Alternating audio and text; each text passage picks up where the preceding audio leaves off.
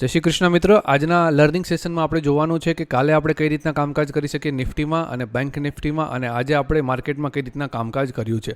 તો સિમ્પલ એક price action તરફથી આપણે આ વિડીયો બનવાનો છે.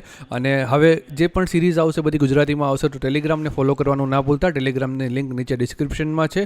અને ડેઇલી યુટ્યુબ વિડીયોઝમાં ડેઇલી લર્નિંગ સેશન્સ અને લાઈવ ટ્રેડિંગ સેશન્સ અહીંયા હું અપલોડ કરવાનો છું. તો સિમ્પલથી પ્રાઇઝ એક્શન આજે આપણે જોઈએ કે કઈ રીતના આજનું આ ટ્રેડિંગ સેશન્સ ગયું છે. તો અત્યારે માર્કેટમાં બાકી છે 1 મિનિટ ટ્રેડિંગ સેશન કમ્પ્લીટ થવામાં, અને હવે આપણે સિમ્પલ પ્રાઇઝ એક્શનને સમજીએ અને પ્રાઇઝના બિહેવિયરને સમજીએ. તો આજે માર્કેટે શું કર્યું કે જો કે પ્રીવિયસ ડેઝનો હાઈ હતો, અહીંયા હાઈને ટેસ્ટ કરી અને માર્કેટ લોઅર લોસ ક્રિએશન અહીંયા કર્યું છે. તો લોઅર લોસ ક્રિએશન કર્યું છે, તો માર્કેટના આજના ઇમ્પોર્ટન્ટ લેવલમાં અગર જોવા જઈએ તો 1 અવરની ટાઈમ ફ્રેમ આપણે અહીંયા લઈ લઈએ. 1 અવરની ટાઈમ ફ્રેમ પર આપણે હાયર લેવલ પર માર્કેટના રેઝિસ્ટન્સ માર્ક કરી દઈએ. તો આ રેઝિસ્ટન્સ રહેશે માર્કેટનું, જે આપણે આ ઝોન બનાવી રહીશું. અને ત્યારબાદ માર્કેટનું કાલે ડાઉન એટલે કે નીચે પડવા માટે 22,426નું જો લેવલ છે એ આપણા માટે ઇમ્પોર્ટન્ટ રહેશે. કે આજના દિવસના માર્કેટમાં શું કર્યું, એપ્રિલના દિવસે ફર્સ્ટ અહીંથી માર્કેટ નીચે આવ્યું, ડોજી ક્રિએશન કરી, હાયર લેવલ પર માર્કેટ અહીંયા સસ્ટેન નથી થતું. અને જો કાલે આ લોઅર હાઈ બનાવશે એટલે કે લોઅર લોઝ બનાવશે લાઈક ધીસ, અહીંયા કે આ લોઅર લોઝ અહીંયા બનાવશે, તો આપણે ડેફિનેટલી એક શોર્ટ ઓપોર્ચ્યુનિટી અહીંયા આપણને મળી શકે છે. તો આપણે શું કરીશું, હવે 15 મિનિટની ટાઈમ ફ્રેમમાં પરફેક્ટ ટ્રેડને સમજીએ કે કાલે કઈ રીતના ટ્રેડ કરીશું. તો હવે જો આ જે ઝોન છે 22,522 અને નીચે છે 22,430, આ નો ટ્રેડિંગ ઝોન છે. તો આમની નીચે હવે આપણે શું કરીશું કે જ્યારે પણ માર્કેટ એક લોઅર હાઈ બનાવીને અહીંયા પડશે નીચે 22,430ની નીચે આવશે, તો આપણે એક શોર્ટ સાઇડની ઓપોર્ચ્યુનિટી માટે સર્ચ કરીશું. અને જો આપણો પહેલો જે ટાર્ગેટ હશે એ હશે 22,320નો ટાર્ગેટ અહીંયા રહેવાનો છે. તો એક પ્રાઇઝ એક્શનના પ્રોપર રૂલને સમજતા નેગેટિવિટી અહીંયા આવે છે માર્કેટમાં, અને પછી જો ડાઉન જશે તો આપણે ડેફિનેટલી શોર્ટ કરીશું. લોંગની ઓપોર્ચ્યુનિટી એટલે કે અપસાઇડની ઓપોર્ચ્યુનિટી આપણે ક્યારે સર્ચ કરીશું, તો 22,520નું જે લેવલ છે અહીંયા કોઈ પણ કન્સોલિડેશન થશે અને પછી કોઈ બ્રેકઆઉટ આપશે, રાઈટ. બે કન્ડિશન છે, કન્સોલિડેશન અને બ્રેકઆઉટ થવું ઇમ્પોર્ટન્ટ છે. અને ત્યારબાદ અગર ઉપર જશે તો આપણું જે લેવલ હશે એ અપસાઇડનું એક ઇમ્પોર્ટન્ટ લેવલ હશે, એટલે કે આપણો ઉપરનો સારો ટ્રેડ થઈ શકશે. તો આ એક હતું ડાઉન સાઇડનું લેવલ, ધીસ પર્ટિક્યુલર 22,430, અને અપસાઇડ માટે 22,520નું એક ઇમ્પોર્ટન્ટ લેવલ છે.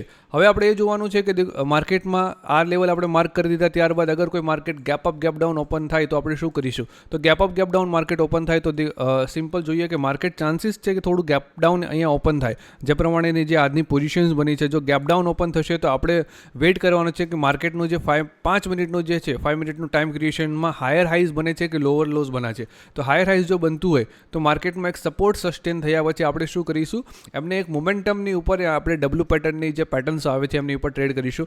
અને જો લોઅર લોઝ બનશે તો આપણે વેઇટ કરીશું કે કન્સોલિડેશન થાય અને ડાઉન સાઇડ બ્રેક કરે તો આપણને એક સારો મોમેન્ટમ મળી શકે છે. બેંક નિફ્ટી જોઈ લઈએ. બેંક નિફ્ટીમાં કાલે કઈ રીતના કામકાજ કરી શકાશે, અને ત્યારબાદ આપણે ફિન નિફ્ટી પણ જોઈશું. સો બેંક નિફ્ટીમાં જુઓ કે આજનું માર્કેટ હાઈલી સાઇડવેઝ છે.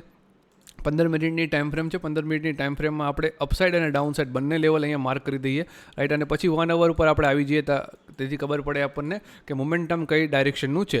સો જુઓ માર્કેટમાં અત્યારે જે ક્લિયર કટ આપણને જે નેક્સ્ટ રેઝિસ્ટન્સ મળવાનો છે એ 47,731નો છે.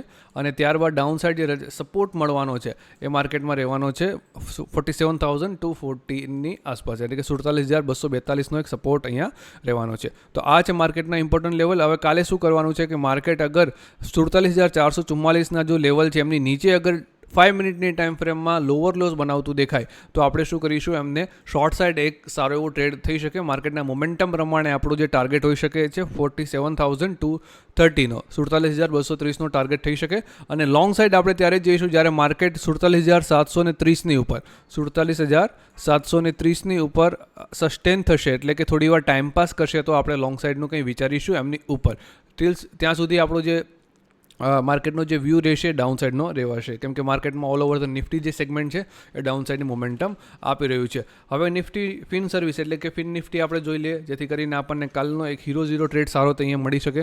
તો નિફ્ટી ફિન સર્વિસમાં બી આજે જેમ બધા ઇન્ડેક્શન સાઇડવેઝ છે એવી જ રીતે અહીંયા નિફ્ટી પણ સાઇડવેઝ મોમેન્ટમમાં અત્યારે જોવા મળે છે. સો ફિન નિફ્ટી આપણે શું કરીશું કે માર્કેટને એક મોમેન્ટમ જોતા 15 મિનિટની ટાઈમ ફ્રેમમાં આપણે આવી જઈએ. 1 અવર ટાઈમ ફ્રેમમાં પહેલાં જોઈ લઈએ કે માર્કેટની મોમેન્ટમ શું છે. તો જો એક અપસાઇડથી એક એમ પેટર્ન બનાવવાની કોશિશ કરી રહ્યું છે, રાઈટ. તો એમ પેટર્ન ક્યારે यहाँ पे થશે કે જ્યારે 21,000 150ની નીચે અગર માર્કેટ સસ્ટેન થશે તો જ આપણે M પેટર્નનું અહીંયા સક્સેસફુલી એક બ્રેકડાઉન થશે. ટિલ દેન જે વ્યૂ હશે એ અપસાઇડનો અહીંયા રહેવાનો છે. સો આ છે માર્કેટમાં ફિન નિફ્ટીનો વ્યૂ. અને અપસાઇડ માટે અગર જોવા જઈએ તો 15 મિનિટની ટાઈમ ફ્રેમ આપણે લઈ લઈએ અને 15 મિનિટ ટાઈમ ફ્રેમમાં અહીંયા કન્સોલિડેશનની સાથે જો આનું બ્રેકઆઉટ આપે 21,230નું તો આપણો એક અપસાઇડનો વ્યૂ અહીંયા બની શકે. આવા ડેઈલી જ વિડીયો માટે તમે અમારી ટેલિગ્રામને ફોલો કરી શકો છો. નીચે ડિસ્ક્રિપ્શનમાં લિંક છે અને અમારી યુટ્યુબને સબસ્ક્રાઇબ કરવાનું ના ભૂલો. Thank you so much for watching this video.